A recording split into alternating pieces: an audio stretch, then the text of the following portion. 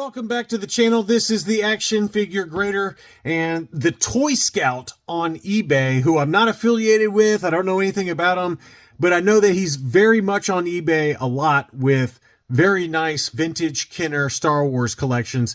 And he had several auctions going for mint on cards, as well as for vehicles with the box and inserts. Most of them used, but there were some sealed contents items that I wanted to cover as well. And we also have a few other mint on cards that were not related to this seller. But I thought that this would be a nice video since we don't usually cover vehicles and playsets regularly. And some of these boxes, as you can see by this thumbnail, were in gorgeous condition. So let's go ahead and dig in, starting with the Empire Strikes Back All-Terrain Armored Transport, the AT-AT. Look at that box art, absolutely incredible. And this one says now includes kind of the survival kit offers type of items with that grappling hook. Just an awesome, awesome item. And this was opened, so you can see there that the seal was broken on it, but that box is in pretty much pristine condition. The AT-AT itself looked to be unused. Well, it's not unused because the sticker sheet has been applied, but overall in really, really nice shape. I mean, that's about as good as it gets. Here's the used sticker sheet as well as the sealed survival kit, kind of baggy there. And there is the instruction sheet as well as two other already used contents. So very, very nice box overall. That one sold for $670. All of these were auctions that ended over the last week or so, but I can't believe how good a condition that box is in. That's just in really beautiful shape. Likewise, here's the Empire Strikes Back Millennium Falcon. And this one also was, let's see, unused Millennium Falcon with box and inserts is what it says. So let's take a look at the photos of it. So, you know, it's not unused. So I think that the title of the auction is incorrect. If you got the stickers have already been applied, as you can see, they already have. I know that the other stuff is kind of still in the sealed baggie, but it's not unused anymore once those stickers have been applied. But give me a break. It's still an absolutely beautiful item. The proof of purchase had been cut out on the box, as you can see there. And it looks like it had some kind of Sears Roebuck sticker on the back or on the bottom of the box. So that's pretty cool. It's just kind of a nice piece of collecting history.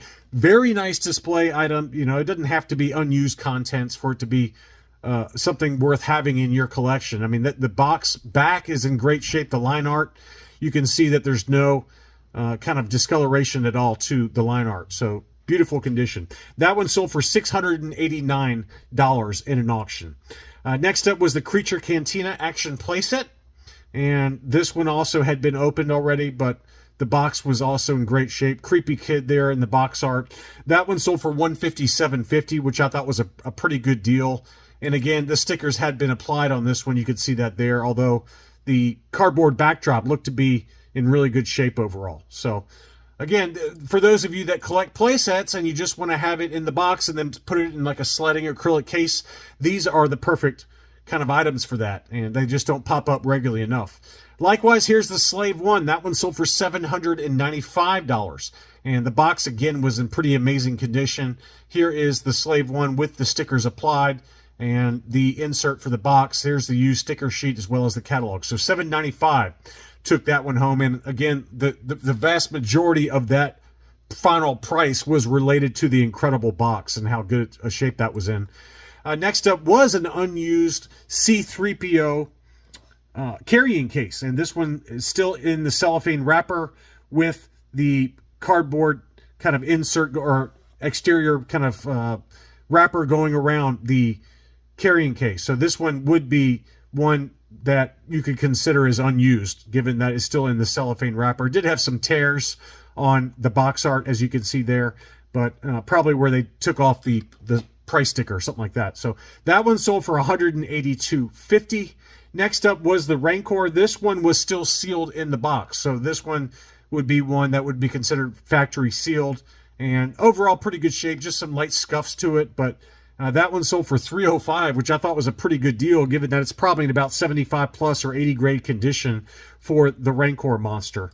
Next up, speaking of Rancor monsters, here is the Tri-Logo version of the Rancor monster. Very rare. You don't see this one very often, but this kind of came in a longer rectangle rectangular box versus more of a square shape for the other one. And this one was graded uncirculated 80, meaning that someone had a sealed case of multiple tri-logo Rancor monsters, and they sent that sealed, I guess, Palatoy case in and got all of them graded. So this one got the U80 score. So again, made in England. Very cool to have that sticker down there, and very unique item. Reminds me a little bit of the Y. I think it's the Y wing, or I think it's the Y wing or the B wing that has kind of a similar box like this. So very, very cool. That one sold for big money, $836, which is actually less, quite honestly, than I expected it to go for.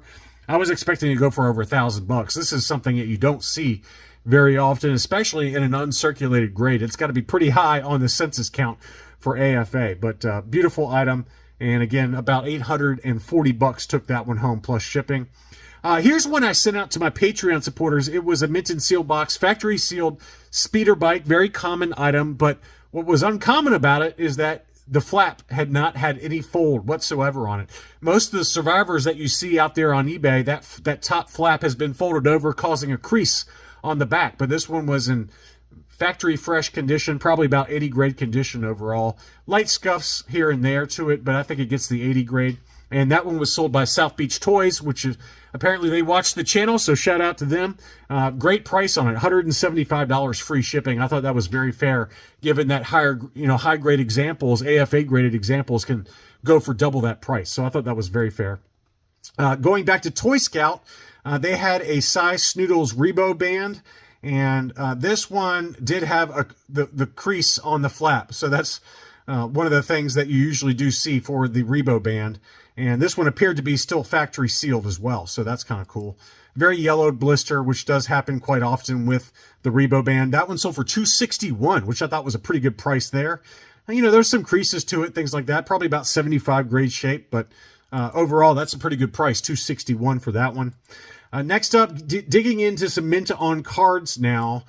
Here was a CAS 75 Plus clear blister 32 back B Yoda. So this is the debut card, and as does happen with Yoda, that footer does pop up in front of the figure sometimes. That happened to me, and it took me like several months of shaking it around before that I could get that footer back underneath Yoda's feet. And that one did have an S stamp for the Smile Factory on the bottom of that footer. Sometimes you'll see a U stamp for the Unitoys Factory, but this one was a 75 plus, card 75, blister 85, figure 80 overall. Punched example, no price sticker. You can see a little sticker residue in the upper right-hand corner by the Star Wars ESB logo. And that one sold for $501, which I thought was a pretty fair price. I still think the 32B Yoda is one of the most easy to find items on eBay. Every single week, seems like there's one that comes up in about this grade quality. And I bet you could pick it up for like $350 to $400 in this kind of condition. Grade it yourself, save a little bit of money.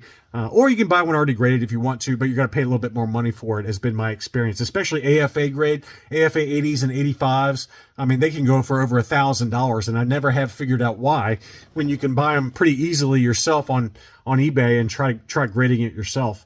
Next up was a 65 back Luke Skywalker Jedi Knight. This one was an unpunched example with another KB Toys price sticker. Hard to tell what's going on in that upper right-hand corner. It looks to, it's either the sticker's bubbling or this sticker is covering up, maybe they dropped the price, so they ripped off the old one and then they put on a new one.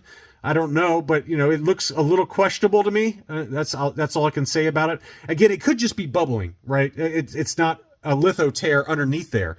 But it could also be a litho tear that's being hidden by this KB Toys price sticker. I don't know the answer, but I did want to point that out. It also did have writing on the back of the card, which maybe people knew, maybe they didn't. It sold for $306.55, which, that's probably about fair, I guess. If it didn't have the writing on it, maybe it sells for $450 to $500. So people that don't care about grading or don't particularly care about the back and whether there's writing on it, they're okay with having a nice display piece like this, still mint on card, for a lot less money. I mean, it went for probably 20 to 40% less than where it would go for without the writing on it. Next up, Chewbacca. This one is a 65 back with the alternate Rockstar Chewbacca image. And this one had the JCPenney catalog reduced to $1.99. And it did have some issues to it, don't get me wrong. You can see some creasing on the left-hand side of the card. Still sold for $258. This one is the 65 back C Emperor offer. Next up was, I got several different Lumats they're all different. They're not the same item. There were several different ones. So these were made in Mexico, so they stay clear blister. The first one sold for $145.50. Here, I did check them all to make sure they were actually different Lumats, but this one was a different one, and it had a sticker in a different location. That one sold for $151.56. And then a third one had a Kmart price sticker that sold for $152.50. So, you know, $145 to about $153 was about the going rate for all three of them. They're all in very similar condition. Next up, we've got some Power of the Force EV99. Again, not a perfect card. It had some litho tears in the upper right-hand corner from where they tried to remove the price sticker. That one sold for $467.50, probably in about 75 grade condition. Next up was an Imperial Gunner, and I wanted to point out something that was asked in a recent video. What is this white kind of fuzzy looking spots on his helmet? That is mold. And, you know, the collector term to make it sound a little less scary is frosting. That's what they call it. They call it frosting. But it's really just mold that sometimes can form on these figures inside of the blister. You see it a lot on Death Squad commanders, or, you know, the Star Destroyer commanders. You see it on Leia Hoths. You see it obviously on the Imperial Gunner's head, and it just depends on the figure where it shows up, but it does show up sometimes. I've seen them on Vader's. On Vader's head is another common spot. So one trick that I've heard sometimes works is putting it underneath a UV lamp for like 15 minutes, 20 minutes at a time to see if it kills it. And sometimes I've heard that it can come back. I've heard that it doesn't come back. And you can see here the seller was kind enough to show a close-up there. So that is mold that does form on some of these figures inside of the blister. I don't know why it happens. It's just a certain kind of chemical reaction that causes it. And it is what it is. But sometimes it can come off. Sometimes I've heard that it doesn't come off. Or sometimes after the UV lamp experiment, it'll come back. So it just depends on different chemical composition, I guess, of the plastic. Next up is Kez Iban. This was on the US Droids card punched example. That one sold for $261. Always a fairly pricey Droids figure. Tebow, this one had a clear blister. Beautiful 79 back. Very rare to find one with a clear blister as well as a clear inner tray for Tebow. And that one is definitely clear from what I can tell there. So I don't know why some of these stay clear and some of them don't. But usually Tebow is one of the more common ones that yellows. But this one did not. And still sold for a good deal. $105.50 on that one. I thought that was a really good deal there for a clear blister. Next up, I got two different A-Wings that sold. One of them ungraded. This one had the Toys R Us price sticker, unpunched example. Probably in about 75 plus, maybe 80 grade condition. Probably closer to 80 would be my guess there. That one sold for $407. And then here was a graded example, CAS 85, unpunched. And the yellowing on the blister was very faint. It was not bad at all. But 85 looks like 85, 85, 90 for the sub scores on that one. Beautiful example. That one sold for $795. Absolutely stunning condition on that one.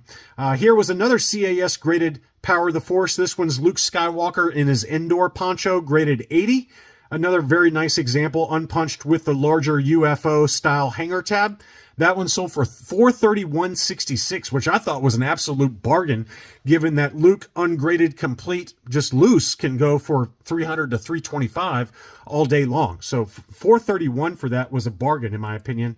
And then finally, here was a pretty rough-looking card, but it was mint on card for Boba Fett. This was the 77 back A, and this one did have the blister support just to protect it a little bit more. The card got a 70, blister 80, figure 90. So two high subscores, but because the card was so rough, as you can see there, it did get the overall 70, which is what it should get, right? Because it has pretty bad creasing at the very top by the hang tab. Nevertheless, this one did sell in an auction for $12.35 on 57 bids. So lots of action on that one. That's actually a pretty strong price given the grade But I think that the blister support, some people like it, some people don't. Let me know in the comments as you're leaving me a like if you like this video, whether you like the blister support or you hate it. Sometimes I like it. I think it's nice to have, especially on tri-logos where there's a lot of wiggle room for the figure to bounce around inside. Sometimes I like having that blister support. Other times I think it kind of detracts from the aesthetics of the card. But I think with yellowed blisters especially, it's probably a good idea just given how fragile those blisters are. Thanks as always for watching, and I'll be back soon.